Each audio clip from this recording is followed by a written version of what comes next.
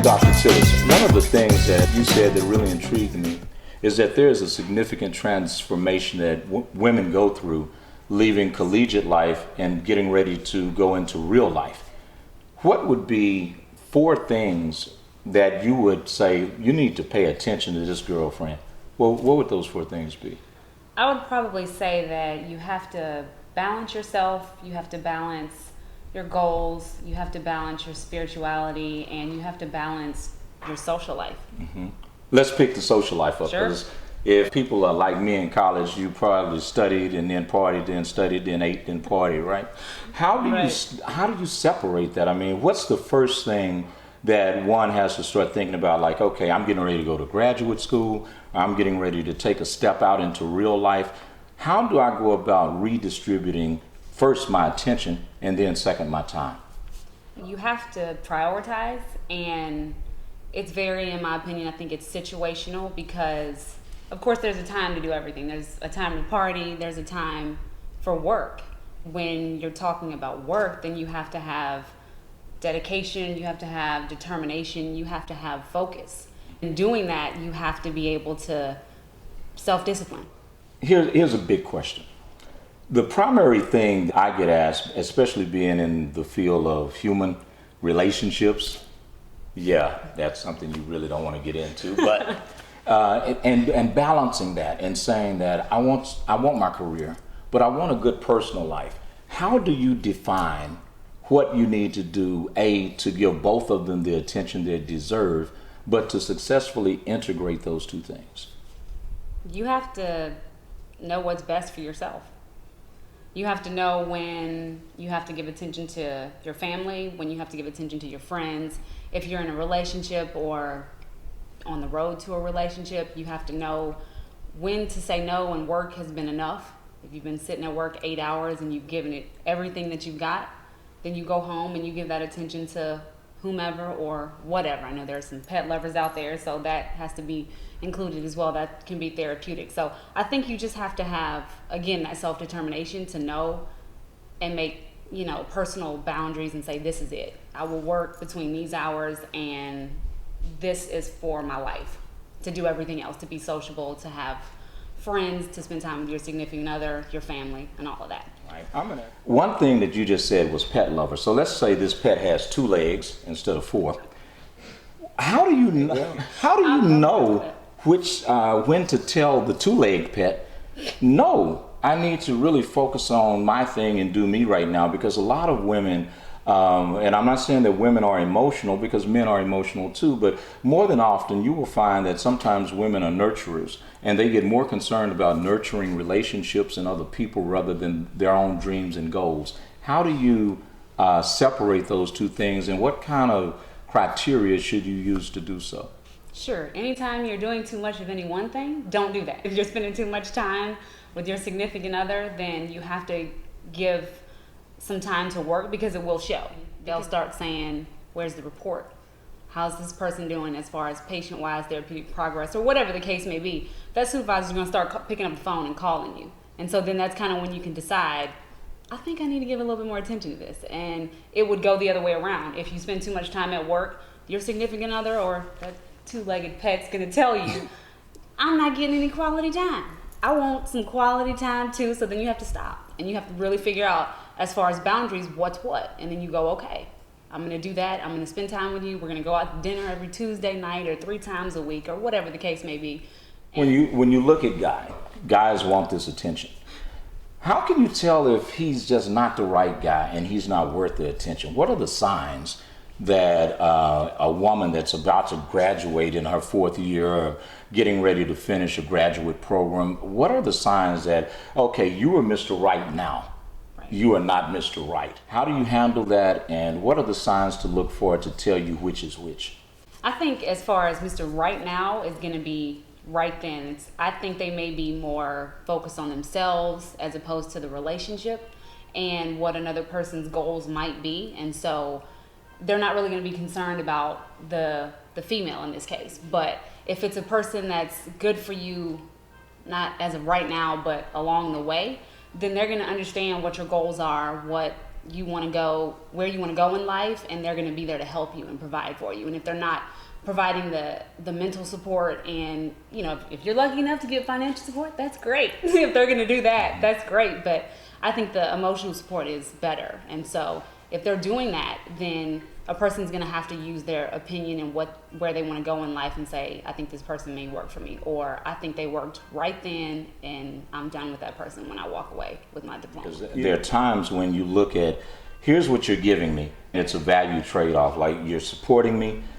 you're giving me that extra money that I need for this book or for class, but sometimes what I'm giving up for what you're giving is not a good trade-off. What are the signs? I mean, when do you know that just because somebody's good to you, that they're not good for you? And I think people can be good to you anytime, but the difference in if they're good for you is if they understand, again, where you're going professionally, and they understand what it takes to get there. And so they have to be understanding of you as a person, as a professional, as a significant other, and get that. Like, they have to get you, so that they can understand, listen, I have your back.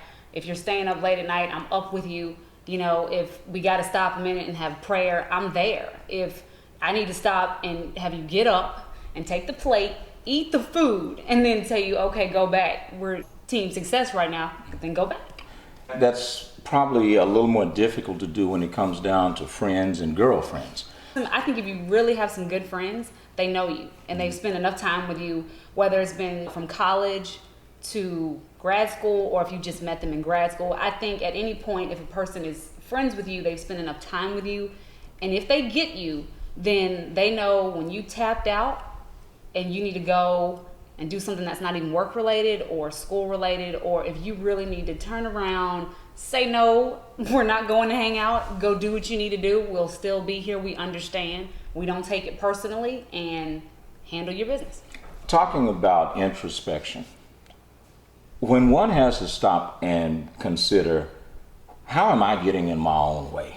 Often we don't see that until hindsight, right? It's like after we've screwed up enough, then we realize, oh God, I should not have done this. I should have managed my time better. I should have managed even my mind and my emotions better. What are some red flags that we need to look for in a checklist, a 3 or 4 point checklist, if you will, that can give us an indication, I'm stuck on stupid right now and I need to get unstuck because I am spending too much time focusing on blank, fill in the blank for me, or blanks? It could be I'm spending too much time focusing on work. I'm spending too much time focusing on my relationship. I'm spending too much time focusing on drama, wherever that may be. Mm-hmm. And I think that a person, if they're getting in their own way, is going to have to recognize that everything is chaotic. Of course, there are some things that we can't change, but you can control yourself. So that would mean when you realize you put your jeans on and they're too big or they're too small, then you may be eating just because you're stressed out, or eating or not eating, or if everything is falling apart at work, then you kind of need to redirect and get it together. If you have kind of a routine and you exercise and you're doing a lot of things for self-care, then if all of that stuff starts to fade, you have to bring it back. I think for the most part, you've got to focus on self-care. You've got to focus on what completes you as a person and figure out how to balance that.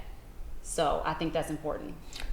Are there some things that you would suggest that one can do without having to get the peanut gallery involved? Or let's say you just don't have the money to go pay a coach or a therapist. What are some things that a person can do to help themselves become more self-actualized and rooted?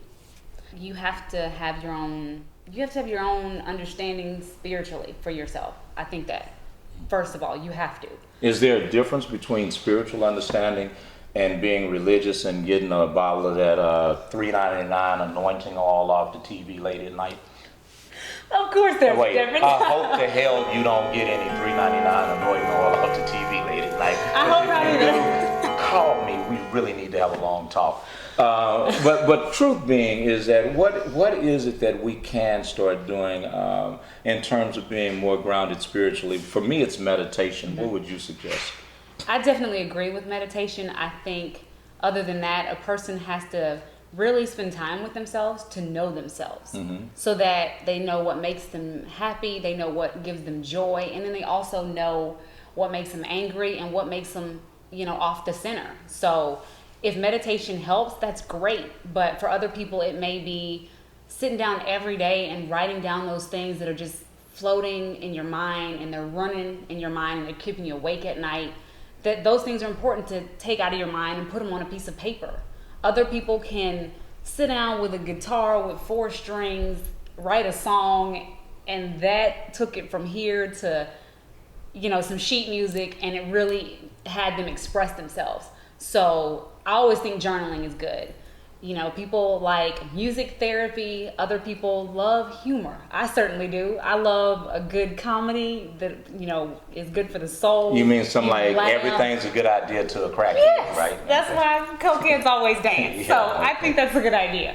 Humor has always been good for me. Other people have distractions, and it could be painting, it could be prayer, it could be spending time with the 4-legged creatures, or the ones that don't have legs that creep me out because they have skin that coils, and I think it's gross.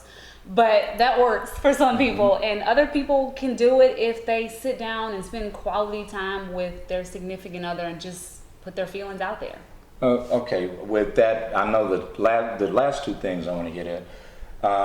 It sounds like what you said is that you can find some external things you can do alone to quench the internal thirst that we have. I would hope so. But the 2 things I want to ask about, because I know your time is limited, but here's one. How do you deal with it when you're the first person in your family to get a degree, or you're the person that is, you're separating from the pack, so to speak, even with where you grew up, your friends that you grew up with, relatives, cousins, and you have to pretty much be prepared for this season where it's solo mio, where it's just you by yourself. How can you be alone and avoid feeling lonely?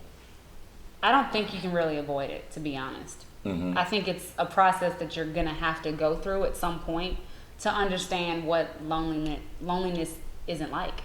It's Are there like, things that they can do to buffer or to buffet that lonely feeling, that empty nest feeling?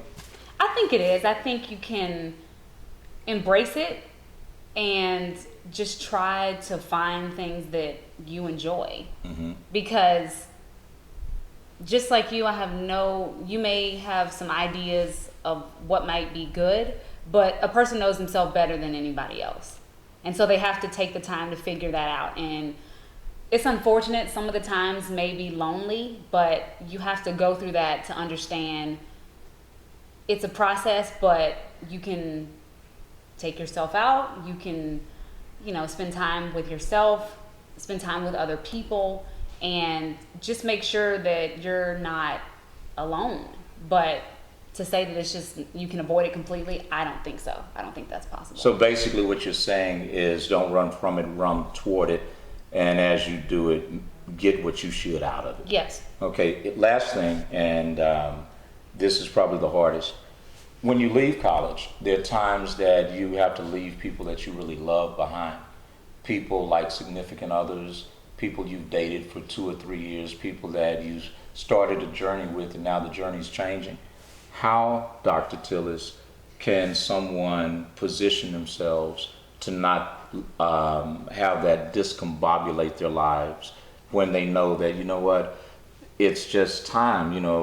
All relationships will come to an end, but when that season is over, first, how should the young lady say to this person, it's time for us to become friends, and our worlds are getting ready to go in 2 different directions.